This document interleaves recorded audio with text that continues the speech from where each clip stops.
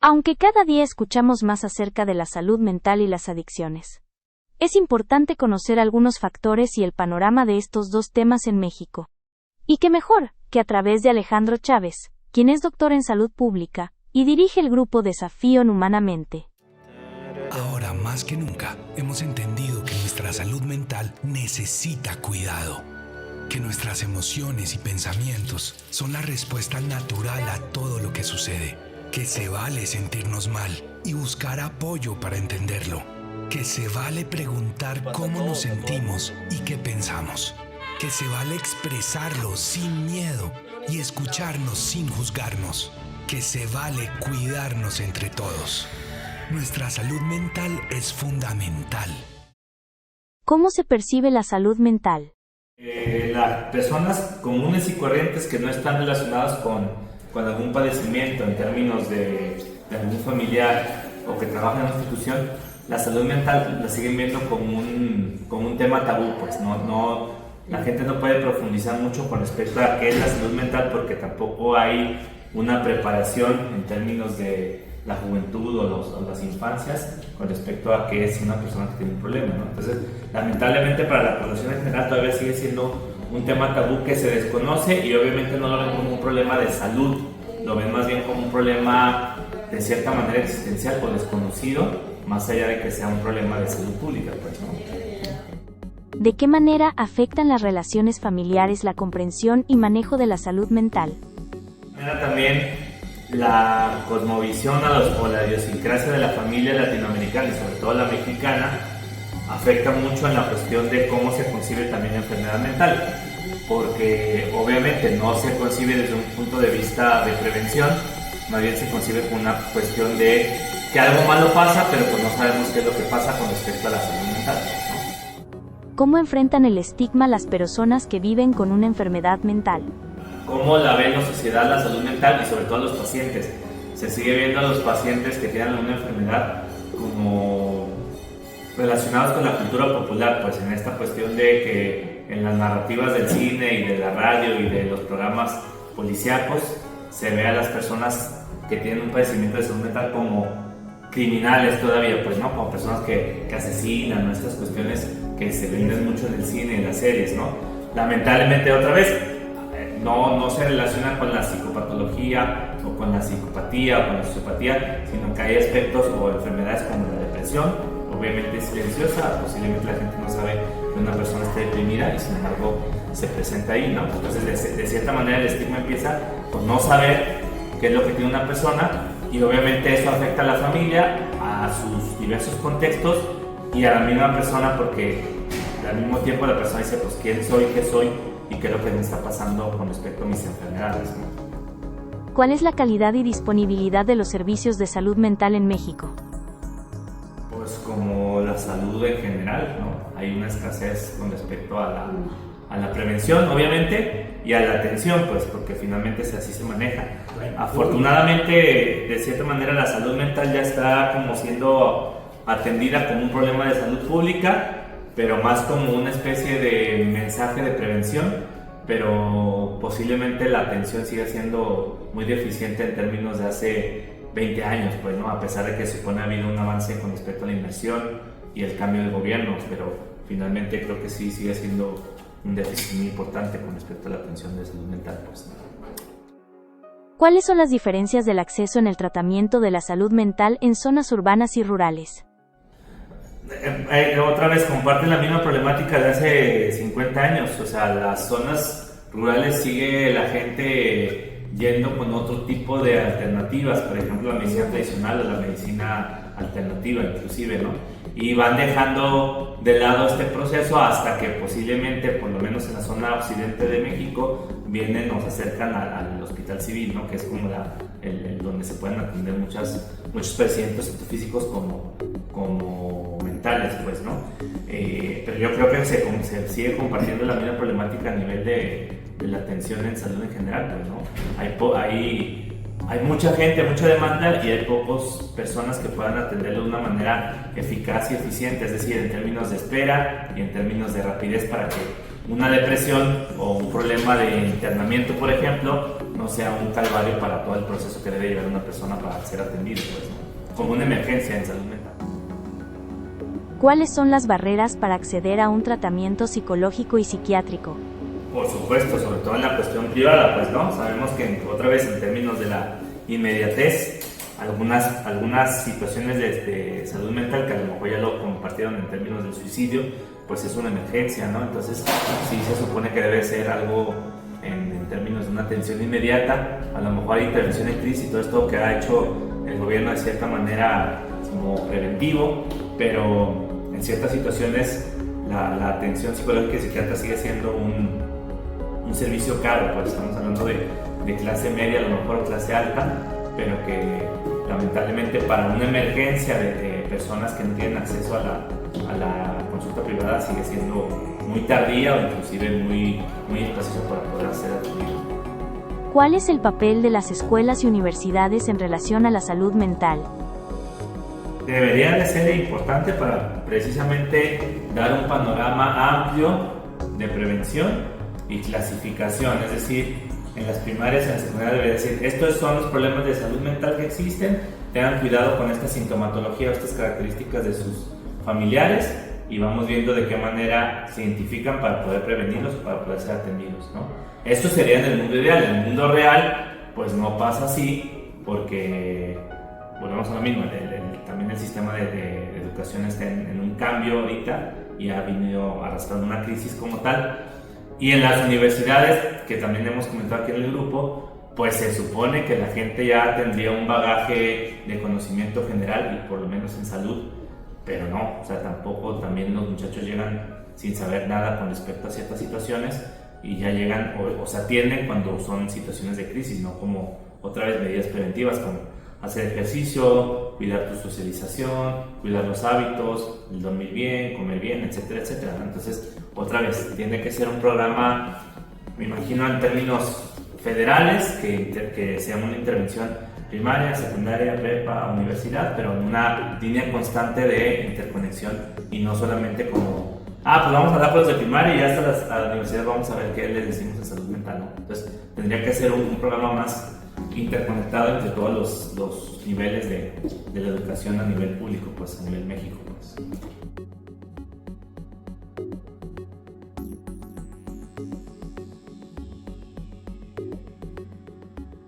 Ahora, ¿cómo se percibe el tema de las adicciones? También se tiene en términos de cultura popular o de creencia popular que las adicciones pues es de gente posiblemente que esté relacionada con la criminalidad, ¿no? O sea, se criminaliza mucho el consumo de sustancias, ¿no? Cuando obviamente está relacionado también con aspectos de economía y con acceso a la salud, pues, ¿no? Y obviamente volvemos a lo mismo de intervenciones y prevención con respecto a qué posibilidades o qué inferencias o qué consecuencias se tiene el consumo de alcohol, el consumo de tabaco, si son drogas permitidas socialmente y ya no hablemos de las otras drogas que son en términos ilegales, ¿no? O sea, hay un desconocimiento con respecto a las drogas en general. No solamente decir no y que es malo ayuda, deberíamos de dar información con respecto a qué características son las diversas sustancias para que la gente de cierta manera tenga información y ya decida conscientemente que pueda consumir o no pueda consumir cualquier tipo de sustancia, ilegal o no legal. En un contexto cultural, ¿cómo se desarrolla una adicción? Pues es que precisamente va de la mano con, hablando de septiembre, con las festividades, ¿no? Consumir alcohol y tabaco sigue siendo una variable que está relacionada con la diversión, ¿no? O sea, la gente va a los antros o a cualquier lado y se conecta con fumar y tomar, ¿no? El consumo de tabaco posiblemente ya no, porque está implicado con muchas políticas públicas que se han llevado a cabo. Sin embargo, se me hace muy raro que el alcohol lo sigan bebiendo y obviamente sin tener estas políticas públicas, ¿no? Cuando obviamente sabe que el alcohol también genera muchos daños a la salud, tanto directamente como indirectamente, ¿no? Entonces, ahí tendremos que analizar por qué una sustancia como el tabaco sí está muy penada y muy prohibida actualmente y el alcohol sigue siendo sin ninguna intervención, pues, ¿no? En ningún contexto, pues ni en el contexto de la de la prevención, ni siquiera para en ciertos lugares poder ingerirlo o no poder ingerirlo, pues, ¿no? ¿Qué tan común es el consumo de sustancias en los jóvenes? No, mucho. Estamos hablando ya desde los 11, 12, 13 años ya están consumiendo diversas sustancias, no solamente alcohol, tabaco como antes, sino ya a lo mejor posiblemente consumo de marihuana y otras drogas ilegales o drogas sintéticas, pues, ¿no?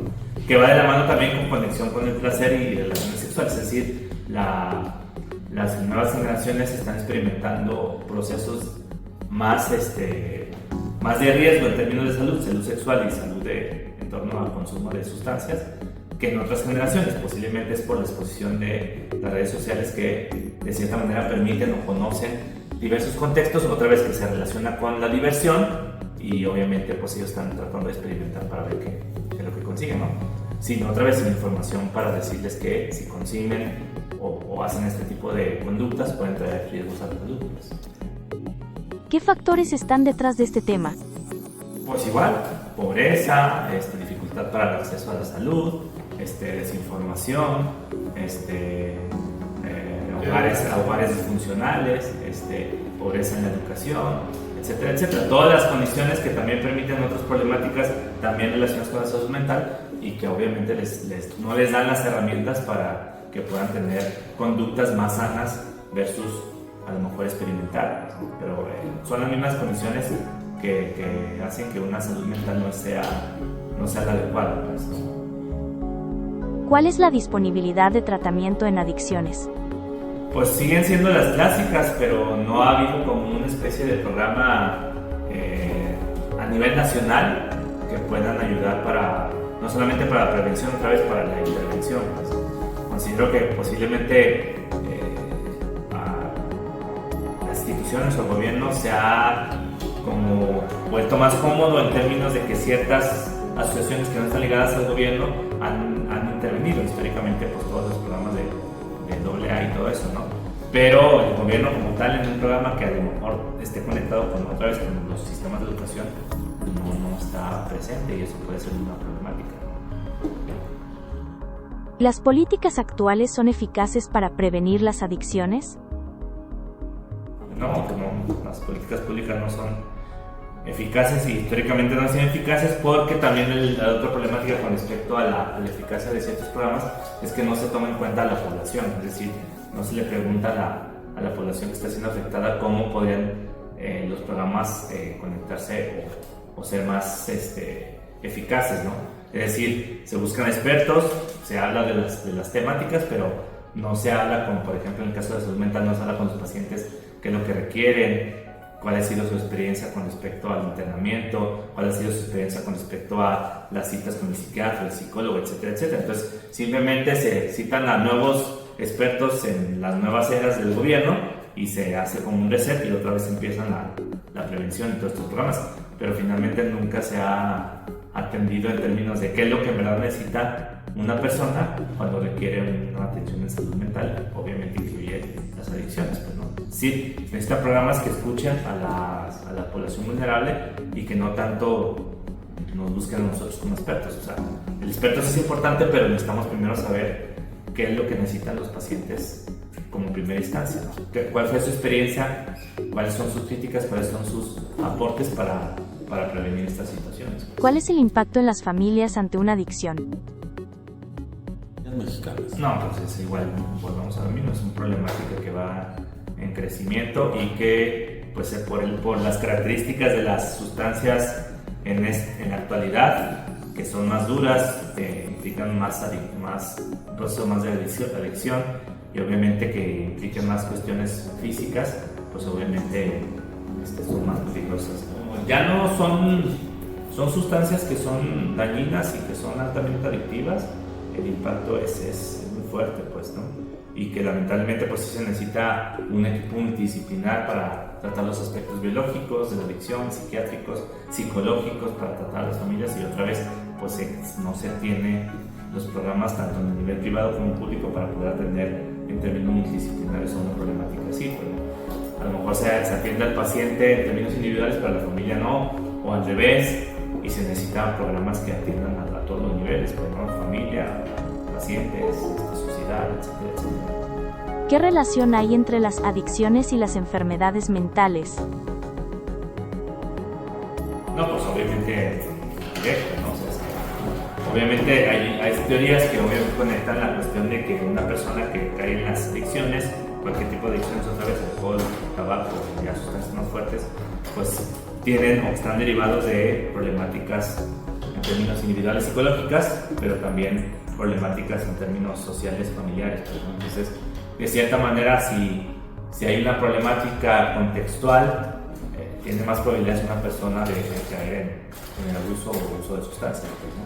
Y obviamente eso depende mucho de la suerte con respecto a qué tipo de sustancia y cómo lo va trabajando la persona, pero si es una sustancia que obviamente es muy fuerte, pues va a caer en la adicción, pues. No, tiene que ser totalmente integrado, por lo que estábamos precisamente comentando ahorita. O sea, la salud mental tiene que estar relacionado con las adicciones, pues, ¿no? Porque si no, de otra manera no se entiende un abordaje integral.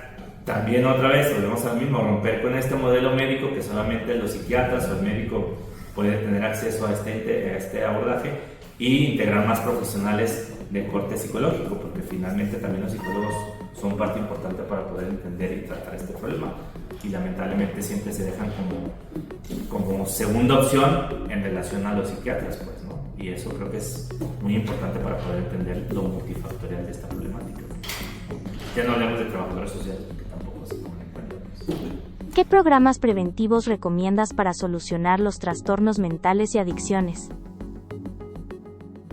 Lo que sí sé es que tenemos que hacer, volvemos al mismo al diagnóstico. Un diagnóstico en términos del contexto, de qué sustancias están presentes, qué tipo de problemáticas en términos de salud mental, pero sobre todo un diagnóstico enfocado en los pacientes, es decir, qué problemáticas tienen los pacientes, cómo ven los pacientes la situación, cómo sufren el padecimiento, cómo sufren las adicciones, para entonces ahora sí planear y prever y implementar acciones y programas que estén relacionados con las necesidades reales de los pacientes. Y no, porque se me ocurrió a mí un libro que habla de España o de Estados Unidos, dice que no, hay que verlo más en términos contextuales y culturales para poder hacer una intervención adecuada. ¿De dónde flaquean las políticas públicas? En lo mismo que estoy diciendo, en no escuchar al paciente con respecto a cuáles son sus necesidades en torno a su salud y su atención. Porque si no escuchamos qué es lo que le pasa al paciente, qué tipo de problemáticas sufren o padecen al momento de padecer estas situaciones de salud mental y de adicciones, no vamos a poder atender, por más profesionales que seamos y por más capaces, no vamos a poder conectar con el paciente porque pues, no estamos manejando el mismo lenguaje y la misma atención, pues, ¿no? Entonces es importante escuchar al paciente para después hacer una intervención. Las emociones y el racional, las claves para evitar alguna adicción. Sí, no, lo que también hemos comentado aquí es que sí, las emociones es muy bonito, pero más que eso es trabajar el aspecto del pensamiento racional.